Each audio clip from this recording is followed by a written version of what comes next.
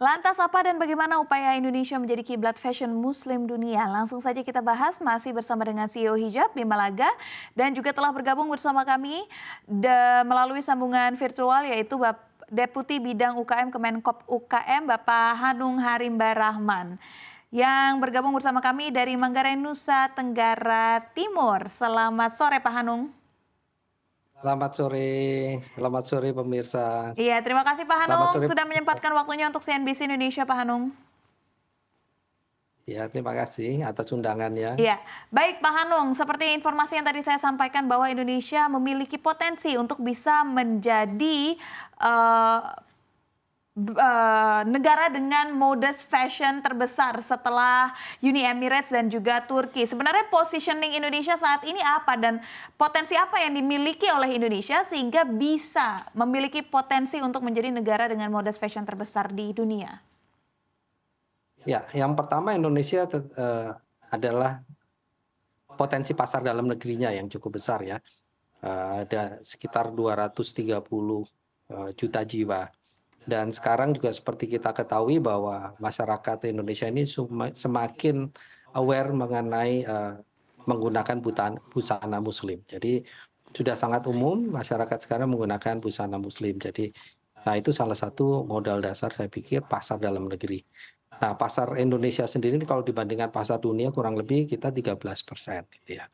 Nah, selain itu kita juga punya talenta-talenta seperti tadi salah satu juga sudah disampaikan oleh Pak Bima Laga ya, talenta-talenta desainer kita yang cukup hebat gitu, yang brandnya bahkan sudah bisa masuk ke pasar dunia. Nah, ini yang saya pikir ini modal besar yang bisa kita kembangkan selanjutnya. Selain itu memang kita sudah melakukan beberapa kegiatan yang untuk membranding produk-produk Indonesia tadi.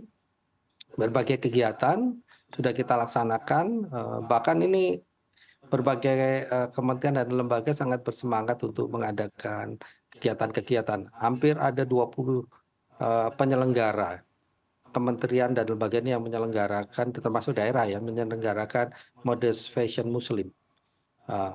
Nah, baik skala provinsi, skala nasional maupun skala internasional gitu ya. Salah satunya Into MF, GMFW, kemudian Mafes dan sebagainya.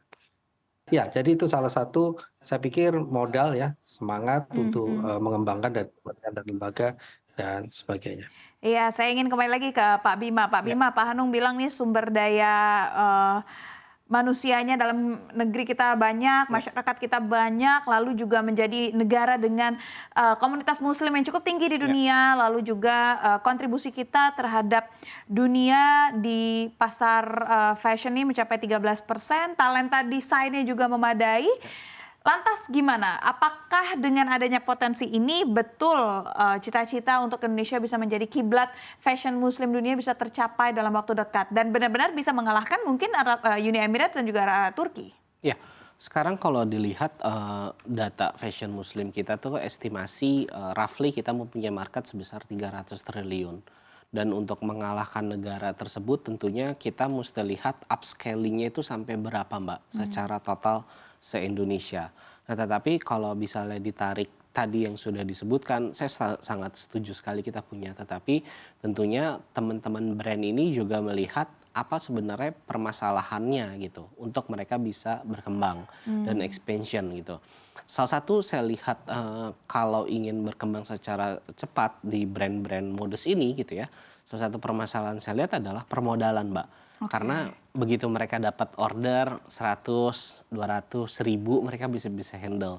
Tetapi begitu mereka kewalahan dengan antusiasme yang mungkin kalau misalnya open PO bisa sampai 10.000, tentunya mereka harus berpikir lagi nih bagaimana mereka mendapatkan akses permodalan gitu ya untuk memenuhi market fulfillment. Karena kalau misalnya hype-nya lewat, momentumnya itu akan bisa berpaling tuh, Iya, berganti ke perganti gitu pergeseran dari brand. Nah, saya rasa ini juga tantangan sendiri. Saya pun banyak ketemu brand-brand gitu ya, yang levelnya medium gitu, dan rata-rata ada certain level yang dimana mereka ingin upscaling sampai ke high level, itu gapnya itu masih terlalu jauh menurut saya.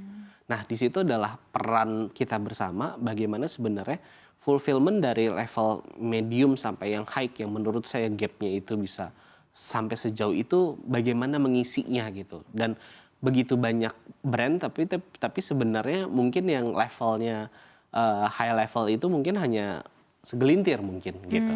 Oke. Saya ingin tarik hal ini ke Pak Hanung. Pak Hanung, berarti kendalanya di sini selain yang saya sampaikan tadi terkait maraknya barang impor mulai dari katun sampai dengan sutra yang justru sebenarnya banyak digunakan oleh fashion dalam negeri, lalu juga ada permodalan serta maraknya barang impor. Sepertinya ini 3 hal besar yang masih menjadi kendala bagi brand fashion untuk bisa upscaling. Bagaimana Anda melihat hal ini, Pak? Ya, jadi mengenai eh, apa namanya masuknya produk-produk impor sudah ada beberapa kebijakan ya, pengetatan impor, kemudian juga ada kebijakan mengenai pengaturan barang yang masuk lewat online gitu. Terus kemudian mengenai pembiayaan itu ada beberapa skema mungkin yang bisa dimanfaatkan antara lain KUR, terus kemudian ada PO financing dan memang ini masih dalam tahap apa namanya tahap awal untuk pengembangannya, tapi saya rasa nanti kita coba bisa apa namanya kita percepat, kita perkuat pembiayaan ini. Nah, kemudian saya pikir ada juga hal lain yang kita masih perlu perkuat yaitu branding ya, branding produk-produk kita sendiri gitu. Nah, saat ini seperti yang saya sampaikan tadi, banyak sekali kegiatan yang sudah dilakukan oleh kementerian, lembaga dan daerah itu ada 20 kementerian dan lembaga dan berbagai kegiatan ini yang belum terintegrasi dengan baik gitu ya. Nah, untuk memposisikan Indonesia sebagai pusat mode dunia. Nah, ini kemarin Oktober kita sudah melakukan deklarasi untuk mengintegrasikan kegiatan ini dan menjadikan bulan Oktober itu sebagai bulan mode fashion Indonesia gitu ya. Oke. Dunia. Dan kita harapkan nanti semua kementerian dan lembaga itu akan bersama-sama membuat kegiatan yang terintegrasi. Termasuk kita ajak juga dunia usaha untuk berpartisipasi dalam kegiatan tadi mengintegrasikan. Oke, menekankan satu lagi Pak, pertanyaan saya tadi Pak Hanung terkait dengan kendala dari bahan utama seperti sutra dan juga katun. Apakah sebenarnya barang-barang impor ini yang masih impor menjadi bahan utama kita ini juga menjadi kendala? Bagaimana untuk mengatasi hal ini Pak? Kalau untuk saat ini ada kebijakan khusus untuk impor bahan baku ya. Jadi ada fasilitas khusus yang diberikan oleh pemerintah untuk memasukkan bahan baku tadi. Jadi ada fasilitas khusus. Jadi ini bisa dimanfaatkan dulu oleh teman-teman industri eh, untuk mempercepat dan memberikan kemudahan dalam impor.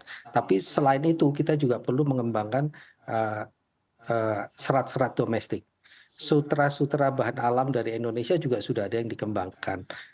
Memang ini belum populer, gitu. Tapi ini saya rasa sudah ada inisiatif-inisiatif baru untuk mengembangkan sutra yang lebih green. Jadi kepompongnya itu tidak dibunuh kalau nggak salah. Itu ada tuh. Yang ini yang bisa kita jual dengan value tadi bahwa ini lebih green. Terus kemudian juga kita perlu kembangkan serat-serat baru seperti dari misalnya dari bambu dan sebagainya. Memang harganya, teknologinya dan sebagainya perlu kita kuasai dulu supaya nanti harganya bisa lebih kompetitif. Tetapi saya pikir produk-produk yang ini kita harus jual dengan harga yang berbeda, tidak untuk kita kompetisikan dengan harga yang dari kapas biasa gitu ya. Karena ini punya properties yang lebih baik dibandingkan Ya. kapas. Baik, saya ingin kembali lagi ke Pak Bima. Sebenarnya kan kendala-kendala ini sudah ada penyelesaiannya, tapi dari segi permodalan masih dalam pengembangan, lalu bahan baku juga sebenarnya sudah ada inovasi baru. Bagaimana kita mencermati kebijakan-kebijakan yang ada. Lantas saya ingin tahu juga dari Pak Bima sendiri bagaimana hijab ini bisa turut berperan menjadikan Indonesia sebagai kiblat dari fashion muslim dunia. Target kerjanya di tahun 2024 kemana? Apakah ada produk-produk yang akan lebih dispesifikkan, mungkin lebih scarf, gamisnya? Ya, tentunya kalau mengenai produk kita juga melihat tren dari permintaan recap di 2023. Banyaknya itu seperti apa sih gitu. Dan mengenai scarf juga kita banyak berkolaborasi dengan brand-brand gitu ya. Kita membuat storytelling bagaimana menggambarkan scarf itu lebih berupa wisata di Indonesia gitu ya. Itu kita coba kembangkan juga. Dan yang terakhir adalah bagaimana sebenarnya dengan kehadiran kita ini kita bisa mengenalkan Mbak brand-brand lokal bukan hanya berkancah di Indonesia tetapi juga bisa berkancah ke luar negeri gitu melalui website kita dan juga tentunya expansion offline yang kita lakukan gitu. Oke. Anda optimis Indonesia bisa menjadi pusat fashion muslim dunia? Harus optimis, Mbak. Harus optimis ya. Saya Ya. ingin kembali lagi ke Pak Hanung. Pak Hanung, bagaimana Pak optimisme agar Indonesia bisa menjadi kiblat fashion muslim dunia, Pak? Iya, kita harus optimis. Nah, tapi optimisme kita ini memang harus disusun dengan didasari oleh langkah-langkah yang strategis dan juga terencana dengan baik. Iya, semuanya harus tersusun ya. Jangan hanya optimis saja, tapi Betul. semua juga harus kita struktur agar optimisme ini bisa betul-betul tercapai.